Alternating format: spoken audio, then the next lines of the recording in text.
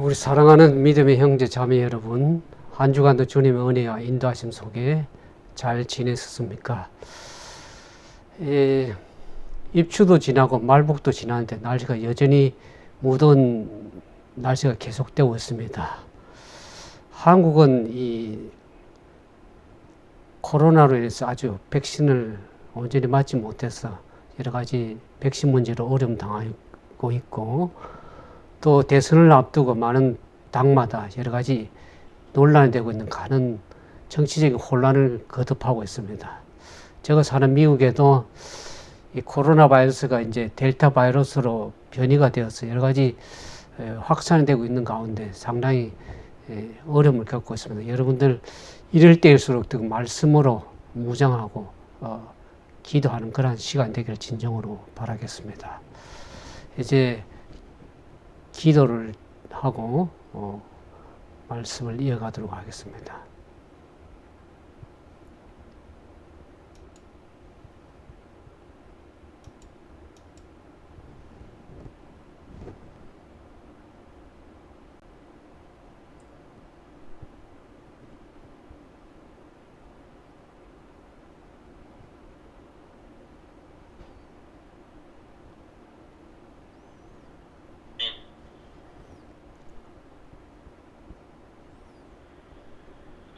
우리 함께 기도하십시다. 하늘에 계신 우리 아버지 하나님, 아버지 앞에 머리 숙인 자녀들 마음을 아파요 찬양과 기도와 말씀으로 영광을 올립니다. 일주일 지나면서 아버지를 슬프게 한 일들 용서하여 주옵소서.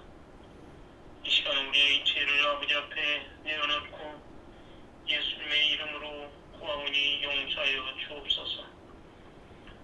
우리 모두의 필요를 아시는 아버지 하나님이시여, 성령 하나님 우리와 함께 하셔서 아버지의 말씀을 깨닫게 하여 주시옵소서. 나는 길이요 진리요 생명이신 예수님, 예수님의 길을 따라서 예수님의 진리를 찾아서 우리 모두의 생명이 되신 예수님의 말씀대로 이루어 주시옵소서. 우리 각자의 필요로 하시는 아버지 하나님, 우리의 기도를 응답하여 주시옵소서. 변이 바이러스로 인하여 고통당하는 자들에게 건강을 허락하여 주시옵소서. 이 시간 말씀을 대언하는 조울에 성령의 능력이 임하여 살아있는 주님의 말씀이 되게 하시며 말씀을 경청하는 주님의 백성들 위해 성령 하나님 깨닫는 시간이 되게 하여 주시옵소서. 구하온 말씀을 응답하여 주실 것을 믿으며 우리를 구원하여 주신 우리 구주 예수님 이름으로 기도하옵나이다. 아멘. 아멘.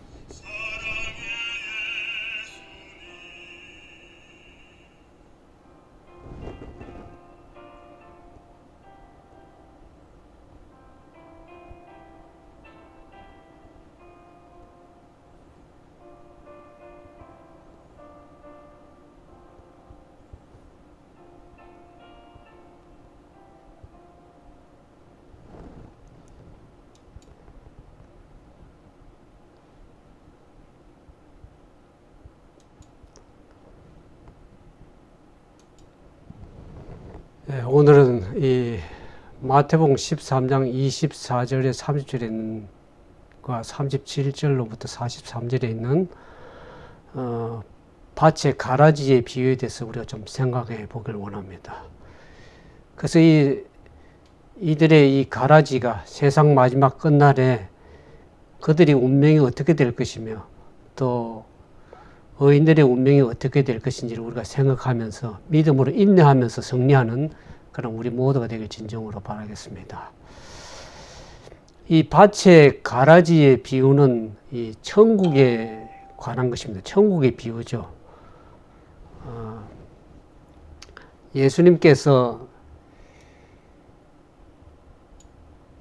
마태복음 13장 24절에 보면 예수님께서 다른 사람들 앞에 다른 한 비유를 말씀하신 것을 보게 됩니다. 그 비유가 이제 천국에 관한 비유인데, 천국은 마치 좋은 씨를 제밭에 뿌린 사람과 같다고 그렇게 얘기를 하고 있습니다. 우리가 마태복음 13장 24절 30절 말씀을 먼저 보겠습니다.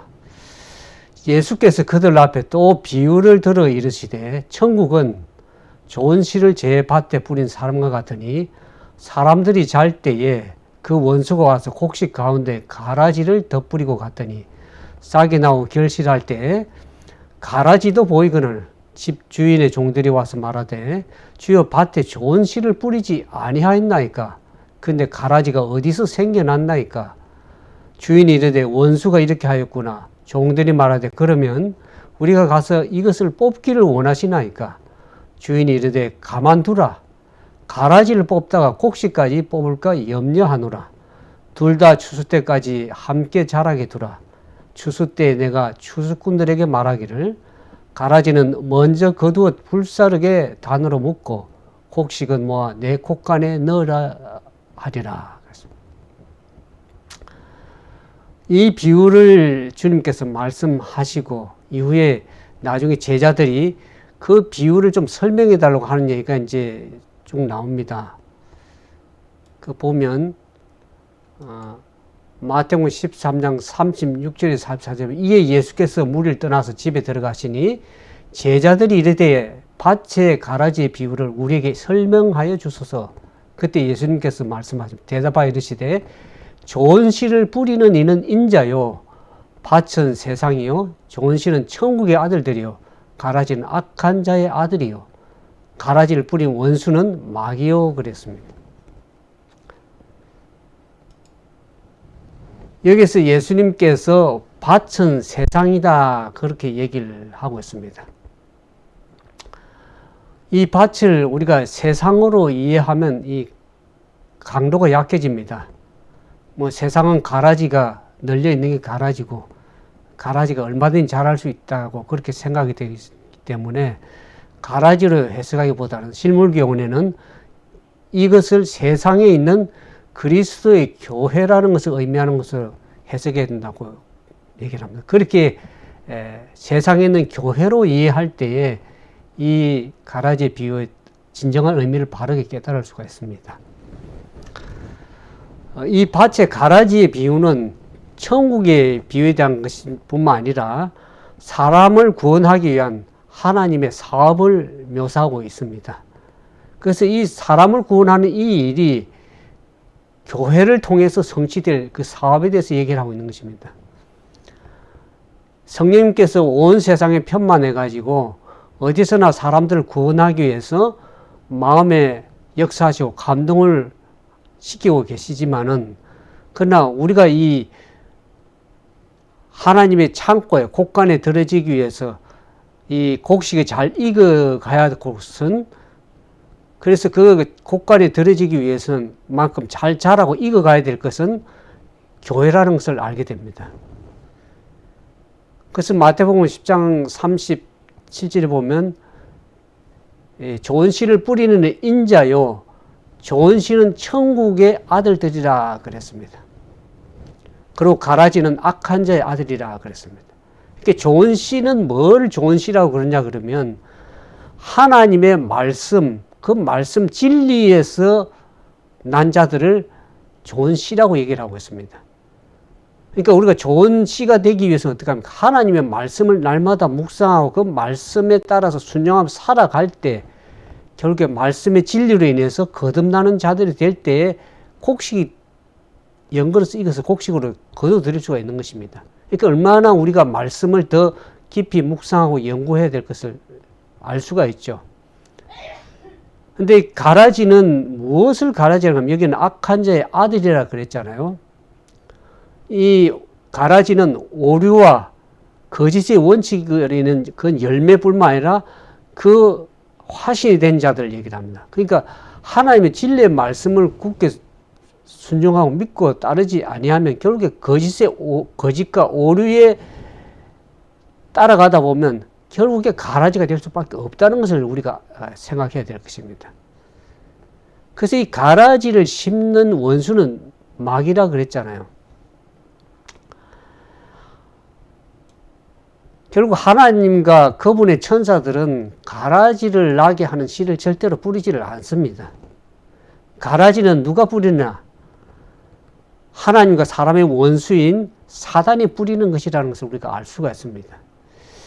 그 동방 팔레스타인에서는 사람들이 이제 이 원수에 대한 보복으로 그 갈아놓은 상대방의 밭에다가 그게 곡식과 흡사한 그 유해한 잡초의 씨를 뿌리는 일이 있었다 그럽니다. 그래서 이 잡초가 곡식과 함께 자라면서 곡식을 해롭게 하고 그 밭의 임자에게 어려움을 주고 손해를 끼치는 일을 하기 때문에 원수에 대한 보복으로서 사람들이 상대방 밭에다가 이 잡초의 씨를 뿌리는 일을 했습니다. 이와 같이 사단도 어떻게 하면 그 악한 씨를 좋은 곡식 사이에 뿌리는 것, 그것은 사단이 예수 그리스도에 대한 원한 때문에 그렇게 뿌리는 것을 알게 됩니다. 사단은 자기가 뿌린 씨가 맺은 그 열매에 대한 책임을 하나님 아들 예수 그리스도에게 돌려버립니다. 그래서 사단은 교회 안에 그리스도를 믿는다고 공언하면서 그 예수님의 품성을 부정하는 사람들을 들여보내가지고 그들로 하여금 하나님께 욕을 돌리고 하나님의 영혼을 구원하는 그 구원 사업을 거듭 나타내면서 결국에 교회 안에 곡식들, 영혼들을 위태롭게 만든 일을 사단이 하고 있는 것을 알게 됩니다. 그걸 보면서 그리스도의 종들은 어떻게 합니까? 교회 안에 이 진실한 신자와 거짓 신자들이 섞여 있는 것을 보면서 탄식하는 때가 많습니다. 그래서 그리스도의 종들이 교회를 깨끗하게 정하기 위해서 어떻게 합니까? 무엇이든지 하려고 하면서 오늘 이 비유에서 나오는 주인의 종들이 어떻게 하면 가라지를 뽑으려고 하는 것처럼 그들도 그리스도의 종들이 이 가라지를 뽑으려고 합니다. 그러나 오늘 말씀에서 보는 것처럼 예수 그리스도께서는 그들에게 어떻게 하면 가만히 두라. 가라지를 뽑다 곡식까지 뽑을까 염려하노라 그랬습니다. 추수 때까지, 둘 다 추수 때까지 함께 자라도록 그냥 두라고 얘기를 하고 있습니다. 그럼 왜 예수님께서 가라지를 뽑지 말고 가만히 두라고 하셨을까? 가라지가 계속 있으면 사람들 영혼들을 위태롭게 하고 오히려 교회를 망쳐놓고 있음에도 불구하고 예수님께서 왜 그렇게 가라지를 뽑지 말고 가만히 두라고 하셨을까? 그것을 우리가 생각해 보면 실제로 이 가라지는 뿌리를 깊게 내리고 있을 뿐만 아니라 이 곡식의 뿌리까지 뒤에 엉켜가지고 감겨 있어가지고 만일 가라지를 뽑으면 곡식까지 뽑을 수 있기 때문에 주님께 가만히 두라고 그럽니다. 그러니까 주인의 관심은 당장 가라지를 뽑아서 곡식을 수확하는 양을 늘리는 데 있지 않고 주인의 관심은 어디에 있습니까? 곡식의 안전에 있다는 것을 알게 됩니다. 곡식을 하나라도 잃지 않는 데 있다는 것이죠. 우리가 이런 양에 비해서 보는 것처럼 목자는 어떻게 합니까? 우리에 있는 99마리의 양을 남겨두고 잃어버린 한 양을 찾기 위해서 나서는 모습을 보면서 거기에 예수님의 마음, 주인의 마음이 어떤가를 우리가 알 수 있는 것입니다. 이 가라지의 뿌리가 곡식의 뿌리가 서로 얽히게 되는 것처럼 교회 안에도 보면 어떻게 하면 거짓 형제들이 진실된 제자들과 밀접하게 연결되어 있을 수 있습니다. 그래서 이런 거짓 신자들의 본성이 완전히 드러나지 않을 것입니다. 같이 섞여 있기 때문에. 근데 만약 이런 사람들을 교회에서 끊어버리려고 하면 그런 일이 없었더라면 흔들리지 않고 경고에 설 수 있는 그런 사람들까지도 넘어지게 할 수 있기 때문에 그렇습니다. 그러나 우리의 생각에는 어떻게 합니까? 그리스도인들로 보이는 자들을 교회에서 끊어버리려고 하다가는 반드시 우리가 인간적으로 실수를 하게 되어 있습니다. 그래서 예수님은 우리에게 다른 사람들의 그 품성과 동기를 판단하는 일을 사람들에게 맡기지 않았습니다. 예수님은 우리의 성정을 너무나 잘 알고 계시므로 이 일을 사람들에게 맡기지 않았습니다.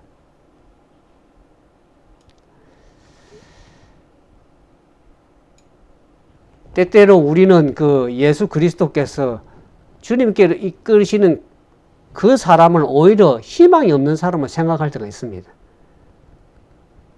만약 우리가 이러한 사람들을 우리의 불완전한 판단에 따라서 처리해버린다 하면 그들의 희망을 완전히 꺼버리게 될지도 모릅니다.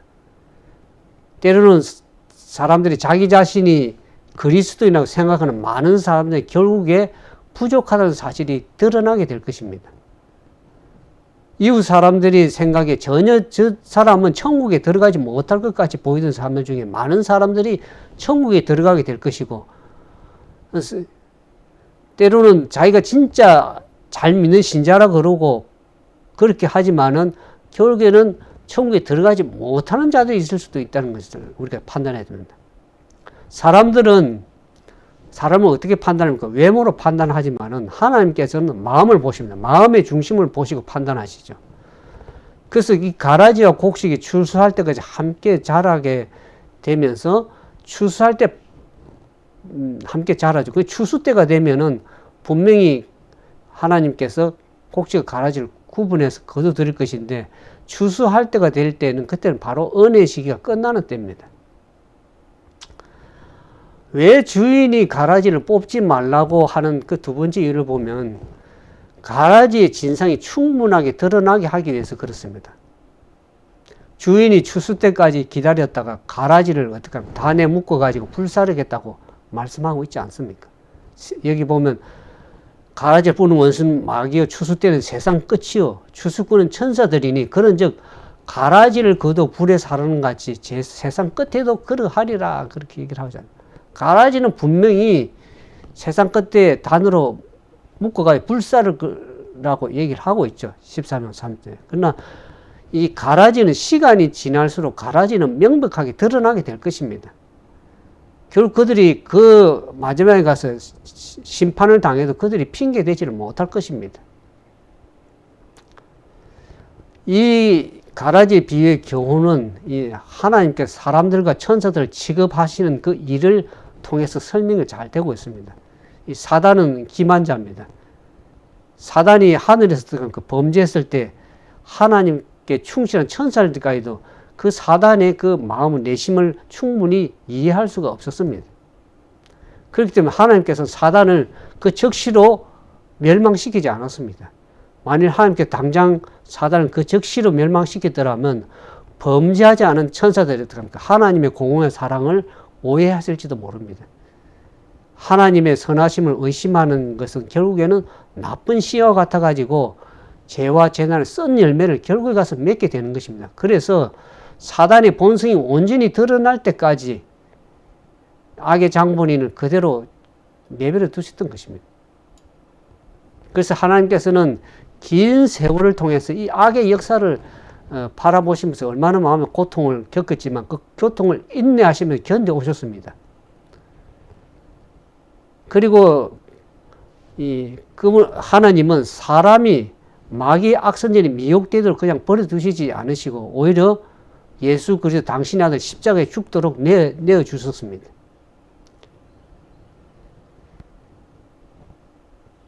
만약 이 가라지를 뽑듯이 뽑아버리면 어떡합니까? 곡식이 뽑힐 위험이 있기 때문에 결국에 가라지를 뽑을 수 없는 것들은 사단은 적시로 멸망시키지 않았습니다. 그러면 우리는 우리도 하나님께서 사단에 대해서 오래 참으시는 것처럼 오늘 우리가 주변에 있는 가라지, 교회 안에 그 가라지에 대해서 오래 참고 인내하고 그래야 되지 않겠습니까? 주님께서 오래 참으셨습니다. 비록 교회 안에 교인답지 못한 사람들이 있다고 해서 세상 사람들이 그리스도의 교회를 의심하는 것은 참으로 온당치 않습니다. 그뿐만 아니라 그리스도인들도 그런 거짓 형제들에 인해서 낙심하지 말아야 될 것입니다. 인내해야 될 것입니다. 우리가 이 사도행전에 보는 것처럼 초대교회는 어떻습니까? 초대교회를 보면은 초대교회 안에도 이 보면 아나니아 삽비라를 우리가 잘 알고 있습니다. 그들이 그리스도의 제자이었다고 공언했습니다. 마술사 시몬도 예수를 믿는다고 공언하면서 침례를 받았습니다. 바울을 버린 데마도 어떻습니까? 한 신자로 여겨졌습니다. 그래서 성경이 잘 가룟 유다도 예수님의 사도 가운데 한 사람은 계수가 되었죠. 그래서 구주께서는 한 영혼도 잃어버리지를 진정으로 원치 아니하십니다. 예수님께서 가룟 유다를 취급하신 그 경험이 우리라면 예수님께서 얼마나 패역한 인간에 대해서 얼마나 오래 참으시고 인내하신 것을 알기 위해서 기록이 된 것을 봅니다. 그래서 예수님께서 우리에게 당신이 참으신 것처럼 오래 참으라고 우리에게 부탁을 하고 있는 것입니다.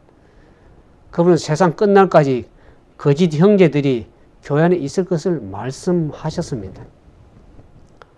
이런 그리스도의 경고에도 불구하고 많은 사람들이 가라지를 뽑으려고 애를 쓰고 있습니다. 악인이라고 생각되는 그 사람들을 멸하기 위해서, 벌하기 위해서 교회는 어떻게 보면 세상의 권력을 의존해 왔습니다. 과거에 우리 역사에서 보는 것처럼 교회가 정해놓은 신조라든지 그 신조와 다른 사람들을 어떻게 합니까? 옥에 가두고 고문하고 사형하고 하는 일을 얼마나 많이 자행했습니까? 그러나 이러한 행동은 결국에는 사단의 영을 따르는 것이고 사단이 한 방법을 그대로 따르는 것입니다. 때로는 이단이라고 생각하는 사람들을 이와 같은 방법을 처리함으로써 하나님의 교회를 잘못 나타내는 그러한 일을 하게 되는 것입니다. 예수님께서 오늘 주신 이 밭의 가라지 비유를 통해 주시는 교훈은 남을 판단하고 정죄하라고 주신 것이 아닙니다. 오히려 스스로 자신의 부족을 느끼고 겸손하라고 우리에게 주신 것입니다. 이 밭에 뿌려진 모든 씨가 다 좋은 곡식이 아닌 것처럼 교회 안에도 모든 사람이 다 그리스도인이라고 할 수는 없습니다. 잎이 무성하고 청청할 때는 이 가라지와 곡식이 거의 비슷합니다. 구분이 잘 되지가 않습니다. 그러나 밭에 곡식이 잘 익어 누렇게 익게 되면은 이 쓸모없는 잡초들은 염으로 고개 숙인 곡식과는 전혀 다른 모습으로 구분이 확연하게 드러나게 될 것입니다. 오늘 교회 안에도 보면 경건의 모양을 가장한 죄인들이 한동안 이 참된 그리스도의 제자들과 함께 섞여서 외형상으로 볼 때는 그들도 기독교는 간주돼서 많은 사람들이 속고 있지만은 이 세상의 추수 때가 되면은 선한 자와 악한 자 사이에 현저한 차이점이 그때 가서 드러나게 될 것입니다. 필연코. 그때 이 많은 하나님 믿는다고 그리스도 믿는다고 공언하는 사람들을 보면은 그들이 비록 교회와는 연합하실지 모르지만은 그리스도와 연합하지 않은 자들이 명백하게 그때 가라지로 드러나게 될 것입니다. 이 가라지도 어떡합니까? 곡식 사이에서 햇볕과 비를 하나님께 내려준 그 좋은 것들을 받으면서 자라도록 용납이 되었습니다. 하나님께서는 악한 자와 선한 자의 골고루 비를 동일하게 내리십니다. 그러나 추수할 때가 되면은 우리가 말라기 3장 18절 보는 것처럼 추수할 때가 되면은 너희가 돌아와서 의인과 악인이며 하나님을 섬기는 자와 섬기지 않은 자를 분별하리라 그랬어요. 예수 그리스도가 친히 누가 하늘 가족과 살기에 합당한 자인지를 그때 가서 결정하실 것입니다. 그분은 모든 사람을 그들이 한 말과 행동에 따라서 심판하실 것이라 성경이 얘기를 합니다. 우리가 입으로 주님을 주여하고 믿습니다 하고 한다, 입으로 공언한다고 해서 그것은 아무런 영향을 끼치지 못할 것입니다.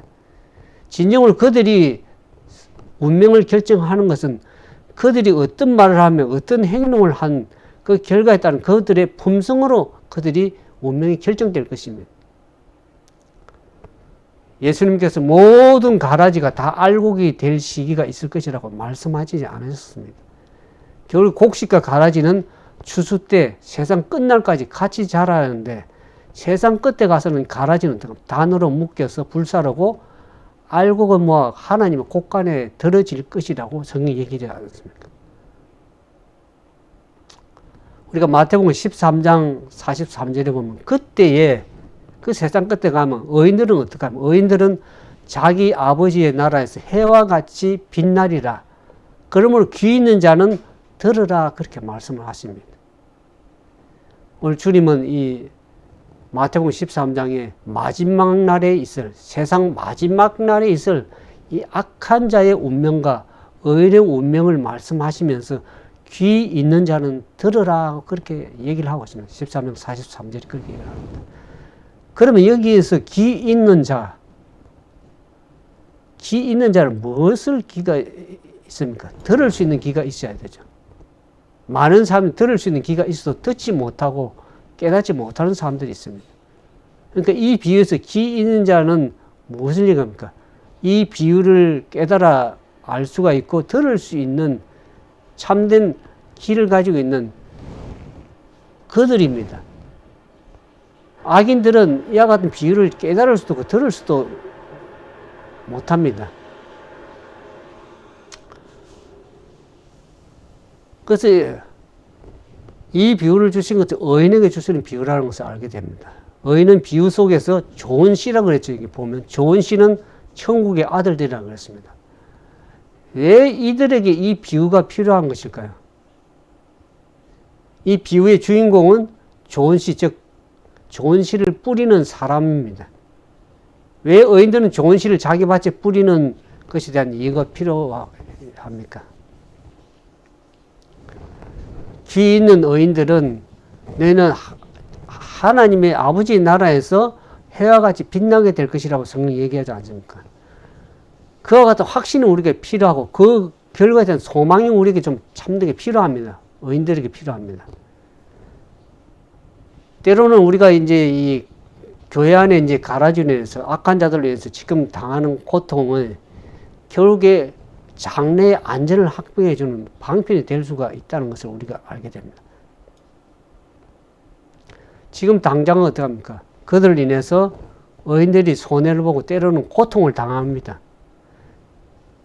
그러나 그와 동시에 이 가라지 때문에 의인들의 믿음을 때로는 그들이 연단이 되고 온전하게 돼서 튼실한 곡식으로 자라갈 수 있는 역할도 하게 되는 것을 우리가 알게 되는 것입니다. 그래서 우리가 결코 낙심하지 말고 그 가라지에 대해서 불평하거나 원망하거나 낙심하지 말아야 될 것입니다.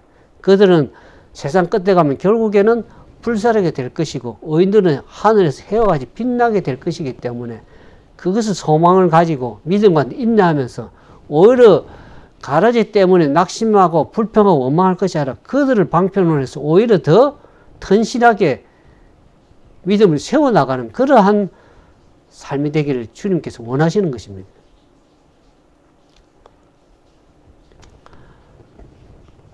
요한복음 6장 39절에 보면 나를 보내신 이의 뜻은 내게 주신 자 중에 내가 하나도 잃어버리지 아니하고 마지막 날에 다시 살리는 것이 이것이라 그랬습니다. 여기서 보면 하나님의 뜻은 주님께서 주신 그 자 중에서 하나도 잃어버리지 않고 마지막 날에 다시 살리는 것이 예수님의 뜻이라는 것을 알게 되죠.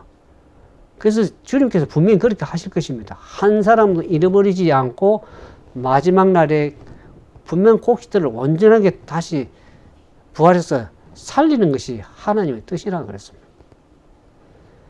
우리가 마태복음 13장 41절 42절에 보면은 인자가 그 천사를 보내리니 그들이 그 나라에서 모두 넘어지게 하는 것, 또 불법을 행하는 자들을 거두어서 풀무불에 던져넣으니 거기서 울며 이를 갈미 있으리라고 했습니다. 원래 우리가 교회 안에 이 가라지로 인해서 때로는 어떡합니까? 그들을 범죄하게 되고 또 넘어지게 하기도 하고 또는 불법을 행한 자들 때문에 고통당하고 어려움 당할 수가 있습니다. 그렇게 곡식들을, 영혼들을 넘어지게 하고 또 불법한 자들이 있는 그 교회 안에서 어떻게 곡식들을, 알곡들을 잘 주님께 보호하실 수 있는가 하는 것을 우리가 생각해야 됩니다. 요한복음 10장 3절에서 4절에 보면 주님께서 그렇게 얘기하시죠. 문지기는 그를 위하여 문을 열고 양은 그의 음성을 듣나니 그가 자기 양의 이름을 각각 불러 인도하내니라. 자기 양을 다 내놓은 후에 앞서가면 양들이 그의 음성을 아는 거로 따라오되, 그 주님께서 양들을 어떻게 다 이름을 다 부르시고 그들 다 익히 아십니다. 그래서 우리서 내보내면서 목자가 앞으로 나아갈 때 양들은 그 목자의 음성, 자기의 목자의 음성을 알기 때문에 양들이 따라간다고 얘기를 합니다. 그분의 음성을 듣습니다.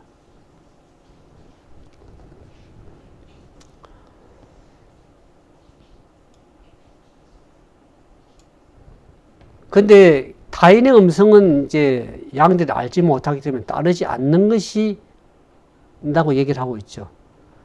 그러니까 천국의 아들들은 어떻게 합니까? 모두 죄를 범해서 넘어지게 하고 불법하는 자들이 있는 교회에서 넘어져서 신앙을 저버리지 않을 것입니다.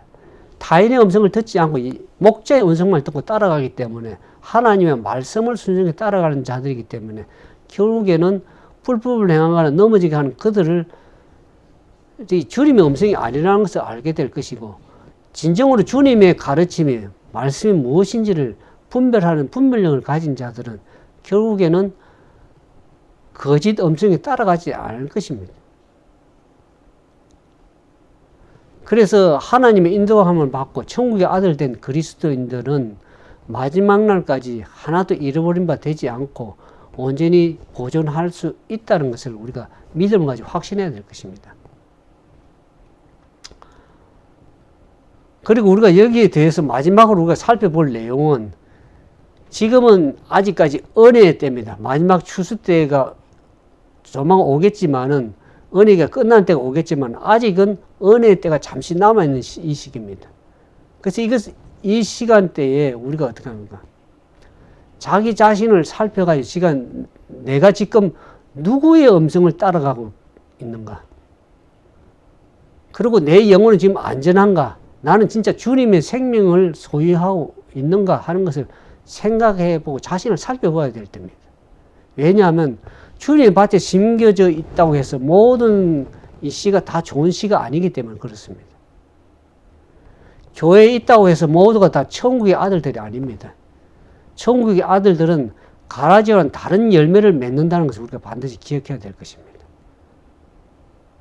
우리가 주님의 말씀을 부여잡고 예수 그리스도의 개인적인 관계 안에 있으면서 그분이 나의 안에 있는지, 내가 그분의 안에 있는 것을 날마다 확인하면서 그분을 바라보면서 살아갈 때, 그때 우리가 주님 안에 있을 때 결국에 열매를 맺는 삶이 되지 않습니까? 그래서 이 열매를 통해서 예수님의 품성을 닮아가는 그러한 열매로, 곡식으로 익어가게 되는 것입니다. 예수님께서 하나님에 대해서 전적으로 순종하고 그분의 말씀을 따라가는 것처럼 진정으로 참된 하나님의 아들들, 의인들은 하나님을, 예수님께서 그렇게 하나님을 사랑하고 전적으로 순종했처럼 주님을 바라보면 전적으로 사랑하고 순종하게 될 것입니다. 그렇게 할 때에 결국은 열매가 맺혀지고 그들의 인격이나 그들의 품성과 삶에 있어서 예수님을 닮아가는 그런 열매가 그들에게 나타나게 될 것입니다. 이 곡식으로 연결고 익어가는 것입니다.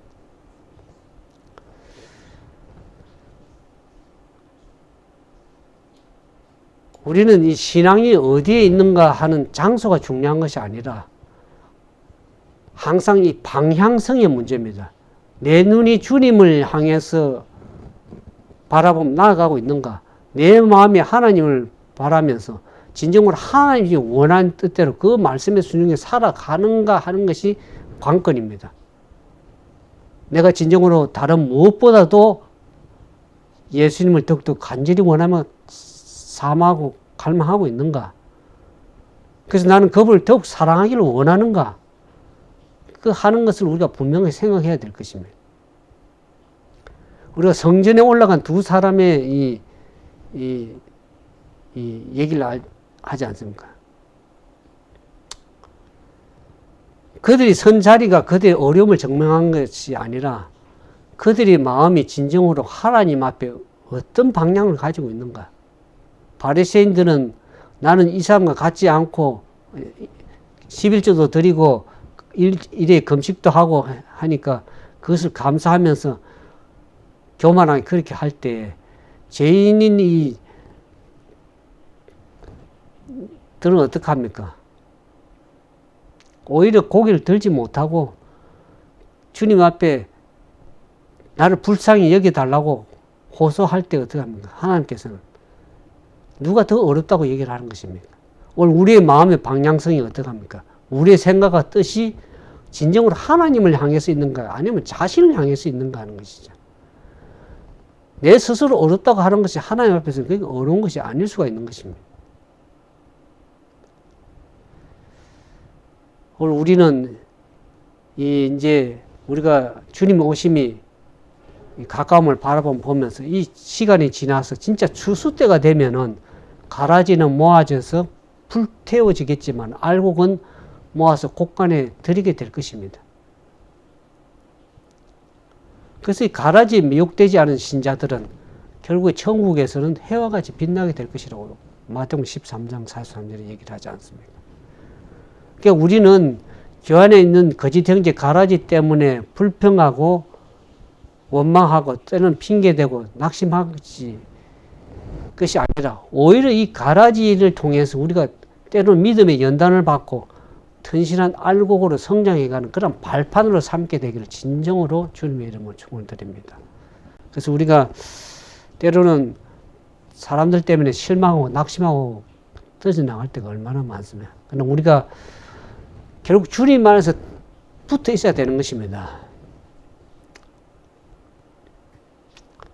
말씀을 부여잡고 그 뜻대로 기도하면서 주님 안에서 주님의 뜻이 무엇인지를 늘 분별하면서 이제 주님이 오시면 그렇게 멀지가 않았다는 것을 우리가 보지 않습니까?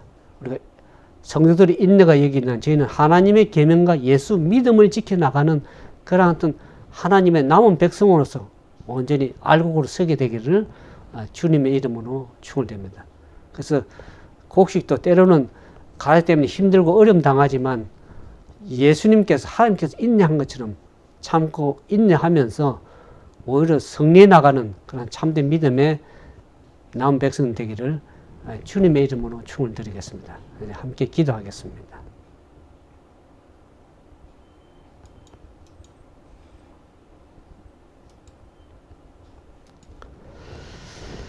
사랑과 자비가 많으신 거룩하신 아버지, 세상이 혼란하고 정치적으로나 사회적으로나 또 천연적으로 자연적으로 많은 고통과 어려움과 시련을 당하는 시대입니다.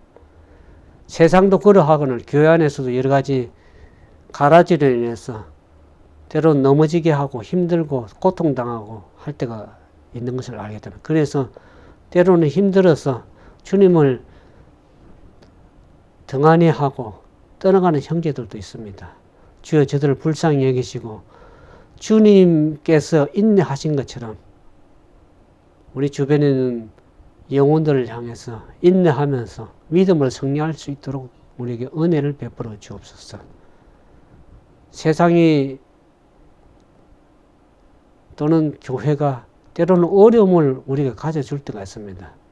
주여 우리를 불쌍히 여기셔서 마지막 때 하나님의 교회가 어떻게 서야 되며 또 교회 안에 알곡으로서 온전히 서기 위해서 우리가 어떤 삶을 살아야 될지 이 밭의 가라지의 비유를 통해서 다시 한번 경각심을 가지고 우리 자신을 바라보고 예수를 믿는 믿음을 굳게 하기를 원합니다. 주 우리에게 은혜를 베푸셔서 알곡으로 연결해 갈 수 있도록 우리에게 믿음을 더하시고 주님의 말씀을 부여잡고 기도하는 가운데 믿음으로 온전히 인내하며 승리하는 하나님의 남은 백성 되도록 도와주시옵소서.